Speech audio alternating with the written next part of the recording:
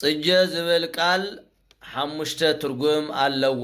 ቀዳማይ ጽጀ ማለት አበባ ዕምበባ ማለት እዩ። ካልኣይ ጽጀ ማለት ጌታ እዩ። ሳልሳይ ጽጀ ማለት ድንግል ማርያም እያ። ራብዓይ ጽጀ ማለት መስቀል እዩ። ሓምሻይ ጽጀ ማለት ቤተ ክርስቲያን እዩ። ስለዚህ በመጀመሪያ ጽጀ ዕምበባ እንክብል ከሎ ተሰርገወት ምድር በስነ ጽጀያት ናሁ አስተርአየ ጽጀ በውስተ ምድርና እዚ ጽጀ ለዕምበባ እዩ። ትኻላይ ናይ ጌታ ደሞ ትወፅእ በትር እምስርወሴ ወይ አርግ ጽጀ እምኔሃ ኢሳይያስ 11 ቁጥር 1 ጽጀ ጎይታ ኢየሱስ ክርስቶስ ወይ ደሞ እግዚአብሔር ከም ዝኾነ ይነግረና። ስለዚህ እንደገና ወጽጀ ዘወፃ እምኔሃ አምሳሉ ለወልድ ከም ዝብል ድጓ ናይ ጽጀ እንግዲህ ናይ ጽጀ አምሳል ናይ ወልድ አምሳል እዩ ጽጀ ይብል።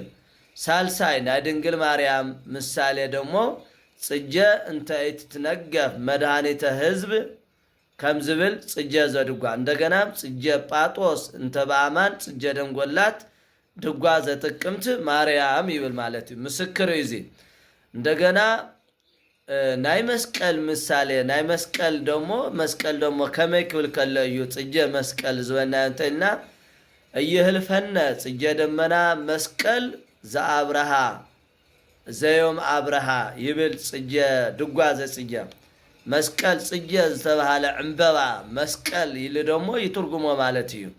ሓምሻይ ቤተ ክርስቲያን ናይ ቤተ ክርስቲያን ምሳሌ ደሞ ወታፈሪ ለና አስካለ በረከት ጽዮን ቅድስት ቤተ ክርስቲያን ጽጀ ደንጎላት ዘውስተ ቆላት ታ ጽጀ ደንጎላት ዝኾነት ቤተ ክርስቲያን ጽዮን ኩሉ ጊዜ አስካለ በረከት ማለት ስግኡ እንደም እንትበናላ ማለት እዩ። እና ጽጀ በሐሙሽተ ነገራት እንትርጉመ ክንኸለና። ስለዚህ ጽጀ ጀታ ክንብሎ ንኽእል፣ ጽጀ ድንግል ማርያም ክንብላ ንኽእል፣ ጽጀ ቤተ ክርስቲያን ክንብላ ንኽእል፣ ጽጀ መስቀል ክንብላ ንኽእል። ስለዚህ ጽጀ ዝብል ትርጉም ለጌታም ይኸውን እዩ።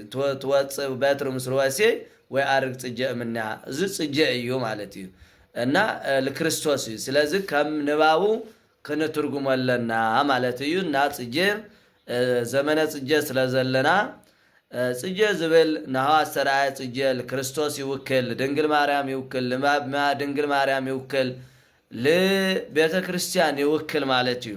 ስለዚህ ዘመነ ጽጀ ኢልና ናዕምበባ እኳ ተኾነ ጽጀ ክርስቶስ ዝከረሉ ወዲ ማርያም ስለንኾነ ምስ ድንግል ማርያም እውን ትዝከረሉ ጽጀ።